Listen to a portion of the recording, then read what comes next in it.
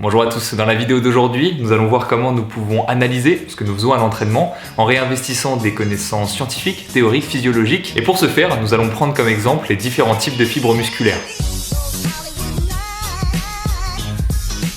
Les connaissances que vous allez voir aujourd'hui ne vont pas révolutionner votre méthodologie d'entraînement, en même temps c'est pas le but. En revanche, et c'est la même chose à chaque fois que je parle de physiologie, mon but est que vous puissiez réinvestir ces connaissances afin de pouvoir donner du sens à ce que vous faites à l'entraînement. Et puis, si cette vidéo peut vous éviter de répéter des informations erronées du genre « Ouais, ça sert à rien de faire des springs, ça travaille mes fibres rapides, alors que moi en endurance j'ai envie de faire travailler mes fibres lentes », ça serait déjà vraiment pas mal. On va commencer en rappelant certaines bases pour être sûr que tout le monde est sur un pied d'égalité. Chez l'homme, il existe trois principaux types de fibres qu'on dit primaires. Les fibres 1, dit fibres lentes, et de l'autre côté, on a les fibres 2A et les fibres 2X, dit fibres rapides. Il existe d'autres types de fibres, des fibres hybrides entre ces trois principaux types, mais ça va rien apporter d'en parler aujourd'hui. Ce qui est bien, c'est que ces trois types de fibres musculaires peuvent être facilement classés. Quels que soient les critères, on a toujours d'un côté les fibres 1 et à l'extrême opposé, les fibres 2X. Et entre les deux, on a toujours les fibres 2A. On va pouvoir caractériser ces trois types de fibres musculaires grâce à 5 critères. Premièrement, leur vitesse de contraction. Les fibres 1, les fibres lentes, sont des fibres à contraction lente, et les fibres rapides, les fibres 2A et les fibres 2X sont des fibres à contraction rapide. Ça, pour le coup, c'est assez logique. Deuxièmement, leur taille.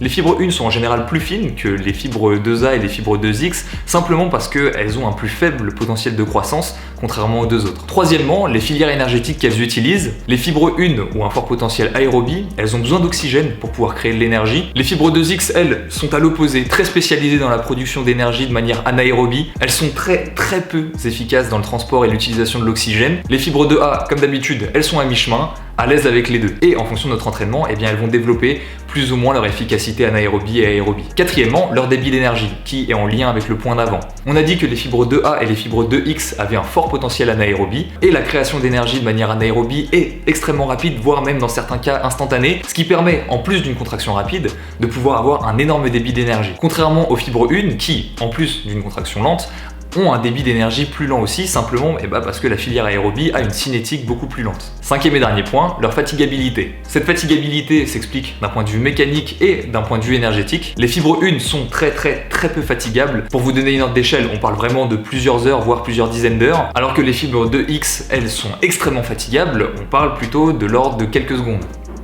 On pourrait se poser un millier de questions à propos de ces fibres musculaires, mais dans cette vidéo, on va se concentrer sur une question en particulier qui va nous apporter déjà beaucoup de réponses. Comment s'organise la contraction de ces fibres musculaires? Beaucoup de gens pensent que dans les efforts légers, les fibres lentes se contractent, et dans les efforts intenses, les fibres rapides se contractent. C'est pas tout à fait exact. Pour représenter ça, on va s'imaginer un compteur de vitesse. Là, on est au repos total, 0% de contraction, et là, on est à notre potentiel de contraction maximum, 100%. Ça va être notre muscle, avec plein de petites fibres musculaires. Ça, ce sont les fibres lentes, ça, ce sont les fibres rapides avec les 2A et les 2X. Quand on commence un exercice léger, les fibres lentes vont commencer à se contracter, plus on augmente l'intensité, plus il y a de fibres lentes qui vont commencer à se contracter, jusqu'à un moment où toutes les fibres lentes vont être mobilisées. À partir de ce moment-là, si on continue à augmenter l'intensité, on va venir commencer à recruter les fibres 2A en plus des fibres lentes. Et si l'intensité continue encore à monter, eh bien on va contracter de plus en plus de fibres 2A jusqu'à venir contracter aussi les fibres 2X. Ce qui veut dire que pendant un sprint, les fibres lentes sont autant mobilisées que les fibres rapides. Ce n'est pas l'un ou l'autre, et du coup, eh bien ça apporte pas mal d'applications à l'entraînement. Quand on cherche à renforcer nos muscles, en leur imposant une très forte contrainte mécanique, c'est-à-dire grâce à une séance de force ou grâce à de la préparation physique, on va venir améliorer les caractéristiques énergétiques des fibres rapides, certes. Par contre, il va y avoir des adaptations mécaniques autant sur les fibres lentes que sur les fibres rapides. On continue avec un autre exemple, quand vous courez un 10 km, il va y avoir une bonne partie des fibres 2A qui vont se contracter pour compléter le travail des fibres lentes. Et si à l'entraînement vous ne travaillez jamais ces fibres rapides, eh bien vous ne serez pas performant. C'est pour ça qu'aujourd'hui, il est quand même très généralement admis qu'un levier très puissant pour améliorer la performance, eh bien c'est d'intégrer dans son entraînement des entraînements à haute et très haute vitesse. D'où l'intérêt des séances de force, d'où l'intérêt des entraînements fractionnés type VMA, seuil, et même d'où l'intérêt des séances de préparation physique. Autre exemple, si on s'entraîne pour un marathon, on pourrait se dire que ça ne sert à rien d'entraîner nos fibres rapides parce que de toute manière, sur un marathon qui a un effort très long, eh bien il n'y aura que très peu de fibres rapides qui vont se contracter. Et en soi, c'est vrai, quand on va commencer sa course à allure marathon, il n'y aura que quelques fibres de type 2A qui vont se contracter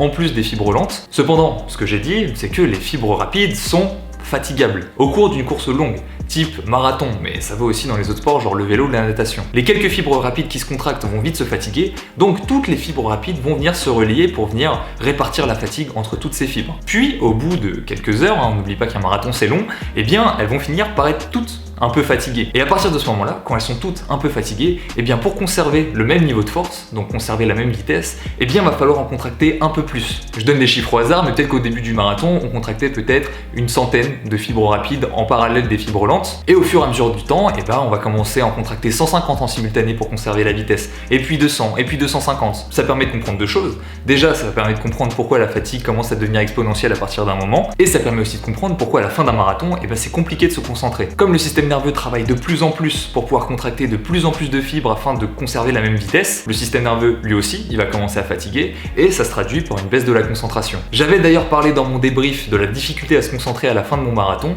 eh bien vous avez l'une des raisons ici. Bref, tout ça pour dire que même sur une prépa marathon, eh bien c'est toujours important de travailler à haute et très haute vitesse. Justement parce que eh bien on en a besoin de ces fibres rapides. Je vais finir avec un autre exemple, juste pour vous montrer qu'on peut balayer beaucoup de sujets à partir d'une seule connaissance scientifique. Je vais parler de l'importance de la gestion de son allure sur une course. Une mauvaise variation de vitesse sur une course va venir fatiguer prématurément, énergétiquement et mécaniquement ces fibres rapides et va donc accélérer l'apparition générale de la fatigue. On peut mettre du coup en perspective les stratégies en variation de vitesse. Que se passe-t-il si on varie entre des vitesses un peu plus élevées, on va venir recruter et fatiguer prématurément un peu plus de fibres rapides, en alternance avec des phases vraiment plus lentes, pendant lesquelles on va très peu solliciter nos fibres rapides et donc peut-être leur permettre de récupérer. Ça a des applications sur les courses à plat, type marathon, mais ça a aussi surtout des applications à vélo, dans des courses avec du dénivelé. Vaut-il mieux avoir une puissance constante ou vaut-il mieux faire varier ces puissances entre les montées et les descentes? Ce sont des questions qui sont hyper intéressantes, surtout quand on y rajoute d'autres connaissances du genre l'influence du système nerveux,